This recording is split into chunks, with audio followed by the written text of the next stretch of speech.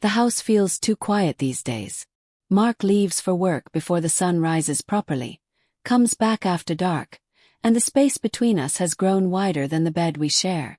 I catch myself staring at the wedding photo on the mantel. 35 now, still the same smile in the picture, but the eyes look tired. 35, married 12 years, and the most excitement I get is deciding between laundry detergent brands. Then Alex arrived. My sister's son. 25. Tall, easy with words, carrying that quiet confidence people get when they've been away long enough to miss home but not long enough to forget how to leave again. He stepped through the door with a duffel bag and the same crooked grin he had at 15 when he'd sneak extra cookies from the jar. Except now the grin felt different. Dangerous in a way I couldn't name yet. We talked for hours that first night. Mark was at a late meeting, so it was just us on the living room couch, wine glasses sweating on the coffee table. He told me about Paris, about late-night walks along the Seine, about girls who laughed too loud and left too soon. I told him about the promotion I didn't get, about how Mark forgets anniversaries now, about how sometimes I stand in the kitchen at 3 a.m. wondering if this is all there is. He listened. Really listened. Not the half-nod Mark gives while scrolling his phone. Alex leaned forward, elbows on knees, eyes steady. When I finished, he didn't offer advice. He just said, "You deserve more than quiet, Aunt Elena." The word aunt landed strange between us, like a garment that no longer fit. Days passed. Mornings became shared coffee. Afternoons became walks in the backyard where the roses I planted years ago still bloomed despite neglect. Evenings became longer conversations, voices lower, topics drifting closer to things we shouldn't say. He brushed my arm, reaching for the remote. I didn't move away.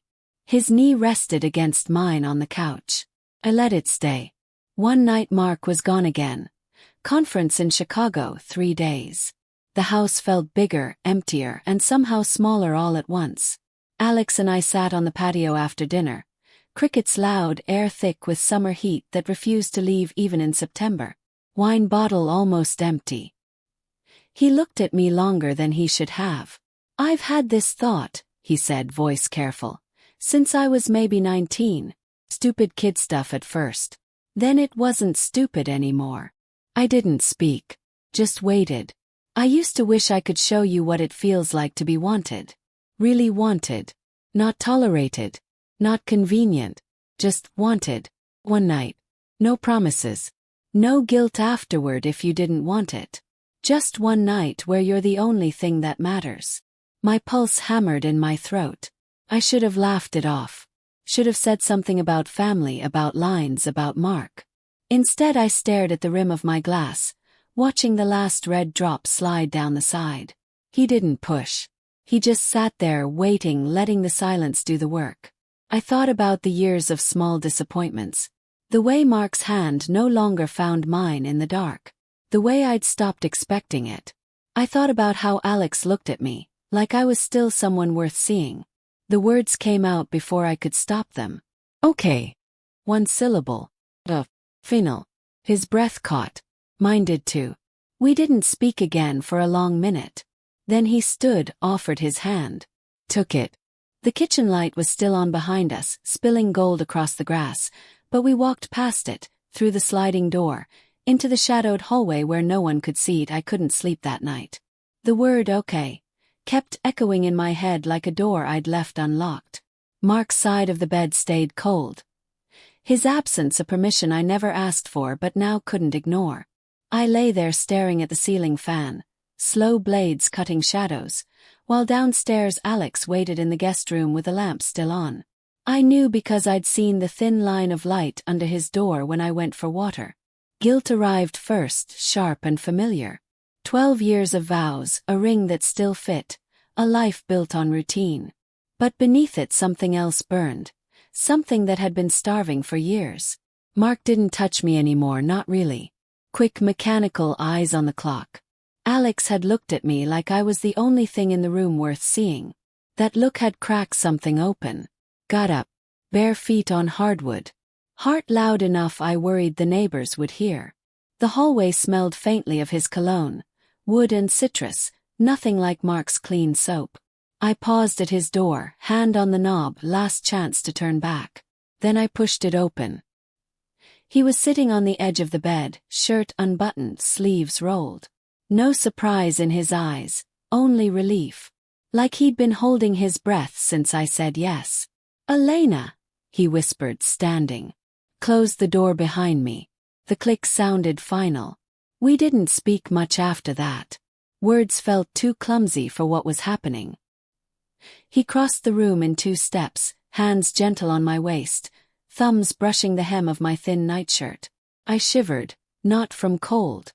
His mouth found mine, slow at first, testing, then deeper, hungrier. I tasted wine and want. My fingers slid into his hair, pulling him closer. Clothes came off in pieces, unhurried. His shirt hit the floor. Mine followed. Skin against skin felt like waking up after a long sleep.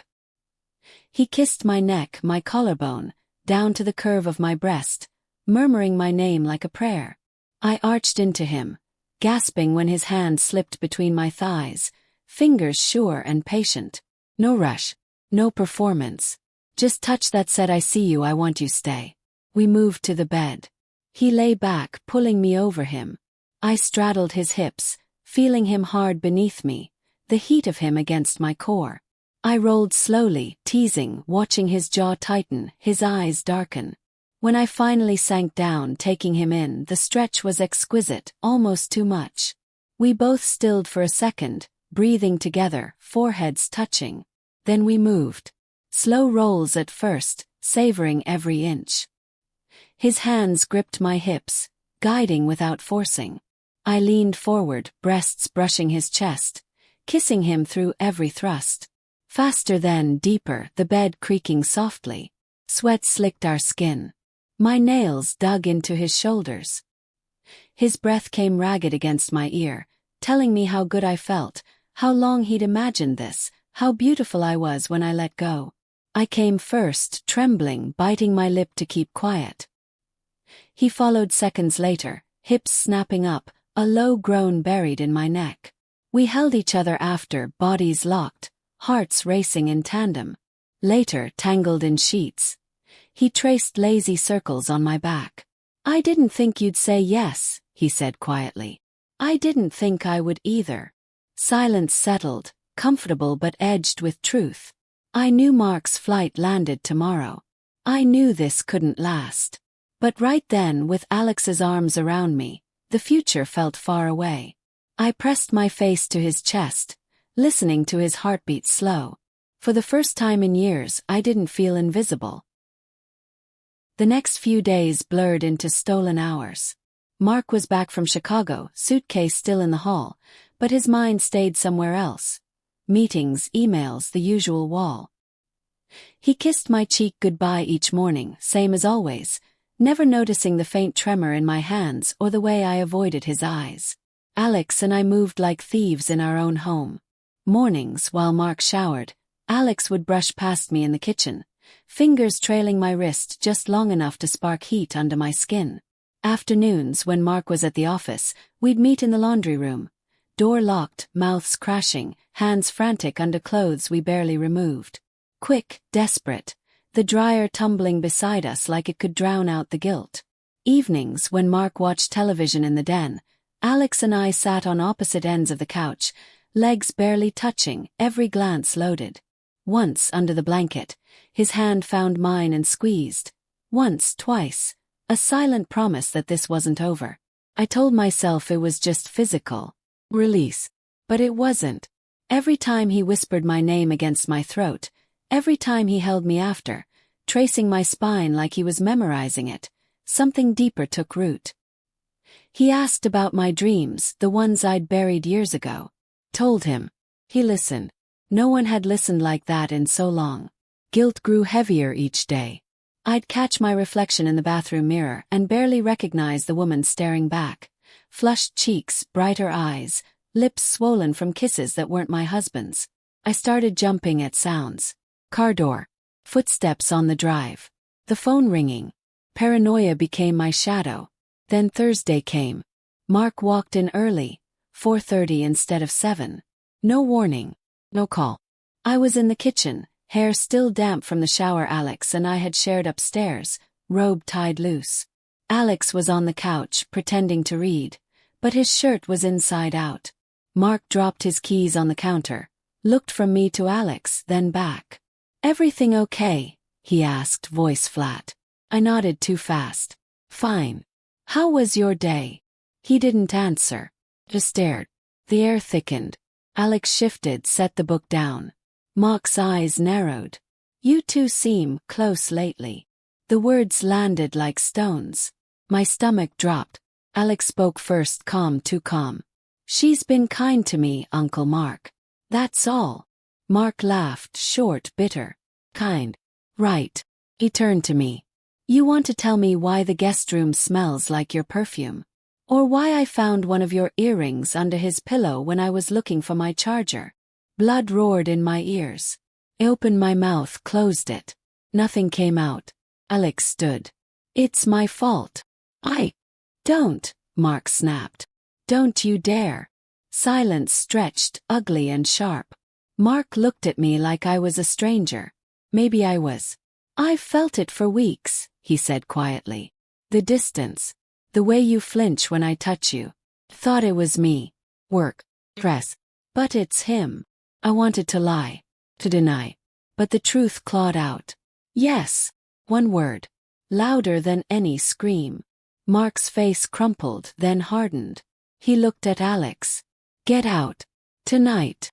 Alex didn't argue. He nodded once, slow, then looked at me. Eyes full of everything we hadn't said. Regret. Love. Goodbye. He went upstairs to pack.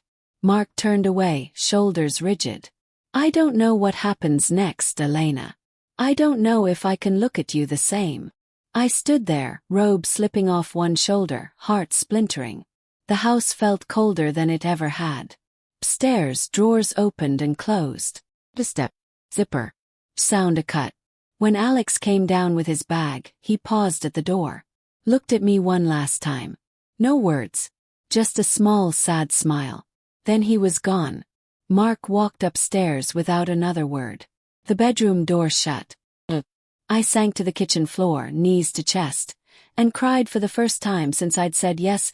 Months passed like pages turning too fast. Winter came, then spring, then another summer that felt nothing like the one before. The house settled into a different kind of quiet. Not empty, but careful. Mark and I tried. Therapy twice a week. Date nights scheduled like appointments. Long talks that started with anger and ended with exhaustion. He didn't forgive easily, and I didn't expect him to. Some nights he slept in the guest room. Some nights I did. But we stayed. Not out of love exactly, but out of history, habit, and the stubborn belief that breaking everything would hurt more than patching the cracks. Alex left the city the day after that night. No goodbye text. No call. Just gone. I found out later he'd taken a job in Seattle. Something in tech, far enough to make forgetting possible. I didn't look for him online. I knew if I did, I'd find pictures, updates, proof he was living without me. I wasn't ready for that. The first few weeks were the worst. I'd wake up reaching for him, then remember. I'd smell citrus in the hallway and freeze. I'd see a tall man with dark hair at the grocery store, and my heart would lurch before I realized it wasn't him. The body remembers betrayal in small, cruel ways. But time did what time does. The sharp edges dulled. The guilt didn't vanish, but it learned to live quieter. I started running again. Early mornings before Mark woke, pounding pavement until my lungs burned and my mind emptied. I took up painting, something I'd abandoned after college. Messy acrylics on cheap canvas. Colors I'd forgotten I liked. It wasn't therapy, but it helped. Mark changed too. He started coming home earlier. He asked questions about my day. He touched my shoulder sometimes, tentative, like testing if the bridge would hold. We laughed again. Small, careful laughs, but real. We made love slowly, deliberately, like people relearning each other's maps. It wasn't the fire I'd felt with Alex. It was something steadier. Warmer in a different way. One evening in June, almost a year later, I found an envelope in the mailbox. No stamp. Just my name in handwriting I knew too well. Inside a single card. No return address. I still think about that night. Not with regret. With gratitude. You reminded me what it feels like to want someone completely. I hope you're happy, Elena. You deserve it. Always did. I read it 3 times. Then I folded it, tucked it into the back of a drawer under old receipts and holiday cards. I didn't cry. I didn't smile. I just sat on the edge of the bed for a long time, feeling the weight of what had been and what still was. That night I cooked dinner for Mark.